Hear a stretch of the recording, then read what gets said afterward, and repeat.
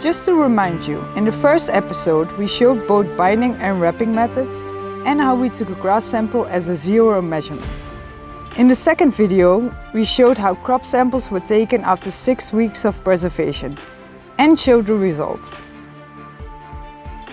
The third video was about the question, can film binding really be cheaper than net binding? In this final episode, Roges, who joins us today, will share the outcomes of the forage analysis after 8 months of storage.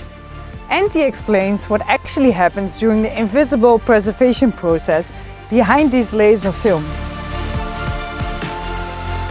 So Roges, could you tell us a bit more about the results of the analysis of these two types of bales after 8 months of storage? Well, the main and most significant difference we see is with the so-called butyric acid level. After 6 weeks of preservation, this level was exactly the same. So in this net-bound bale and this film-bound bale, it was 1.5 grams per kilogram dry matter product. But after 8 months of storage, the level of that bale, that net-bound bale, went up to 9.2, whereas with this bale, this film-bound bale, it went up till 4.9.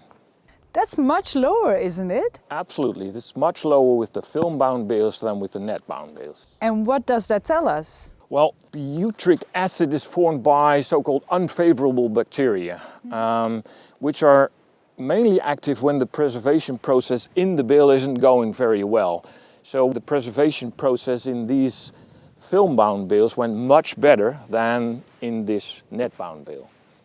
Can you tell us a bit more about the butyric acid and the influence of well-performed baling and wrapping? Yes, I can, but first I have to explain a bit more about the preservation process in the bale. This is carried out by bacteria which are naturally present in the bale. Well, every bale partly consists of sugar, protein, water, and in the beginning you have some oxygen in the bale. After you've baled and wrapped a bale, the aerobic bacteria get to work. These are bacteria that need oxygen. These aerobic bacteria convert the sugars with oxygen into CO2, carbon dioxide and water. This means loss of energy, read sugars and dry matter. This process continues until the oxygen is consumed. Then the anaerobic bacteria take over that don't need oxygen. They also use sugars but convert them into lactic acid and CO2.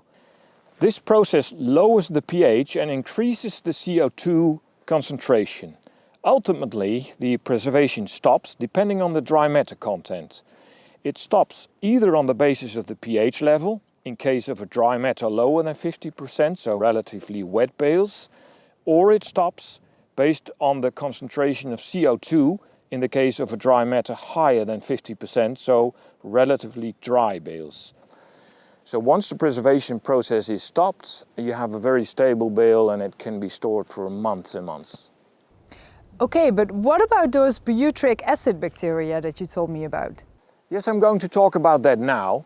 You have various types of anaerobic bacteria, such as the butyric acid bacteria. And these are active when the good preservative bacteria you want, such as lactic acid bacteria, do not have the optimal conditions. So the higher the butyric acid level in the bale, the worse the preservation process went. You see this especially when the storage period is longer. How do you ensure that especially the good bacteria are active in the bale? It has everything to do with ensiling the bale with as little oxygen as possible. Because the faster the aerobic bacteria consume the oxygen, the sooner the anaerobic bacteria can start their work and the less energy and dry matter it costs. And the result of this test showed that this process went better in the film-bound bales than in the net-bound bales.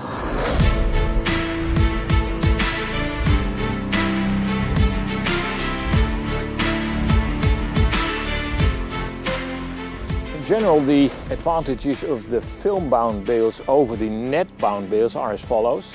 First, more air is being pushed out of this bale. That's because in the bale chamber, you pull an airtight film around the bale. It functions like an elastic band, so it's really squeezing, pushing the air out.